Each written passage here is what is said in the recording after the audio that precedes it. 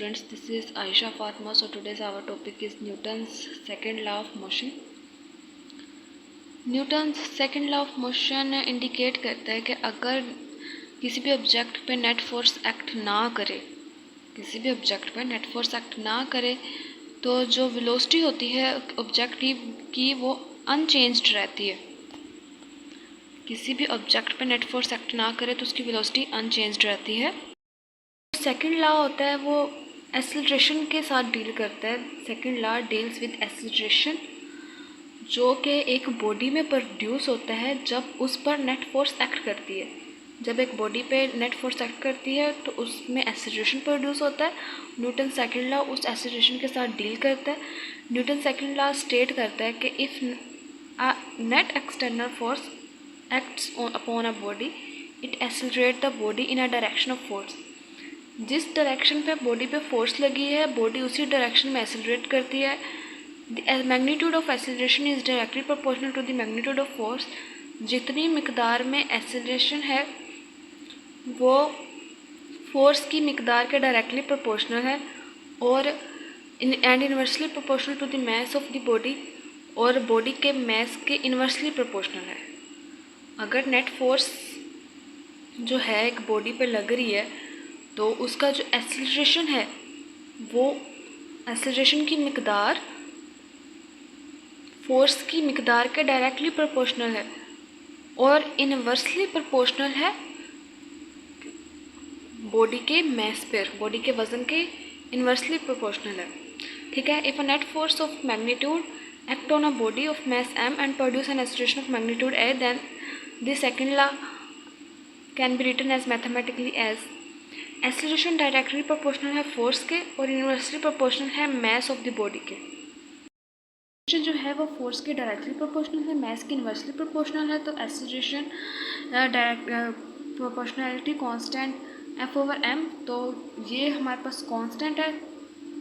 तो ठीक है, अगर एक किसी बॉडी का मास जो है वो 1 kg है तो उसका एक्सेलरेशन हमारे पास 1 मीटर सेकेंड पर स्क्वायर होगा और फोर्स हमारे पास 1 न्यूटन की इक्वल होगी। Then the value of constant जो होगा will be 1।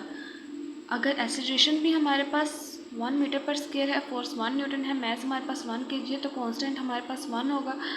Therefore the above equation can be written as, हमारे पास अबव इक्वेशन रिटन ऐसी लिखी जाएगी कि कांस्टेंट की जगह हम लोग 1 लिख देंगे तो F/m यहाँ पे मल्टीप्लाई हो रहा है, तो a हमारे पास आ गया F/m के इक्वल। m जाके इस a के साथ मल्टीप्लाई हो जाएगा तो F इज इक्वल टू हमारे पास am आ गया। F इज इक्वल टू हम लोग m में भी लिख सकते हैं फोर्स को। ठीक है स्टूडेंट्स, तो जो फर्स्ट लॉ ऑफ मोशन है वो हमें ये प्रोवाइड करता है कि फोर्स की डेफिनेशन प्रोवाइड करता है। First law of motion, a force produces an acceleration in a body. By the second law of motion हम लोग ये कैलकुलेट करते हैं कि जो अमाउंट ऑफ फोर्स है जो रिक्वायर्ड होती है हमें to produce a certain amount of acceleration in a body of known mass. अगर किसी बॉडी का मास हमें पता है तो हमें अमाउंट ऑफ फोर्स रिक्वायर्ड होती है to produce a certain amount of acceleration. जो ऐसा यूनिट होता है फोर्स का वो होता है न्यूटन।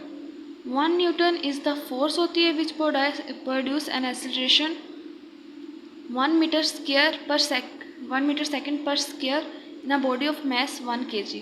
तो 1 न्यूटन हमारे पास इक्वल होगा 1 kg metre second per square. अगर बॉडी का मास 2 kg है तो फोर्स हमें कितनी रिक्वायर्ड होगी 2 न्यूटन, और एक्सेलरेशन हमारे पास कितना होगा 2 मीटर सेकेंड पर स्क्वायर। लेकिन हमारे पास फोर्स मास जो है बॉडी का 1 kg है, फोर्स भी 1 न्यूटन होगी, एक्सेलरेशन भी उसमें 1 metre second per square produce होगा। ठीक है स्टूडेंट, अगर किसी बॉडी का मास 3 kg है तो उसमें 3 न्यूटन फोर्स पर एक्ट करेगी और जो एक्सेलरेशन होगा वो 3 metre second per square produce होगा। तो ये हमारे पास है Newton second law of motion. ये एक इम्पोर्टेंट लॉन्ग क्वेश्चन है, इसको अच्छे से कीजिएगा और बहुत बहुत इंतहाई इजी है ये लॉन्ग क्वेश्चन। ओके स्टूडेंट, अल्लाह हाफिज़।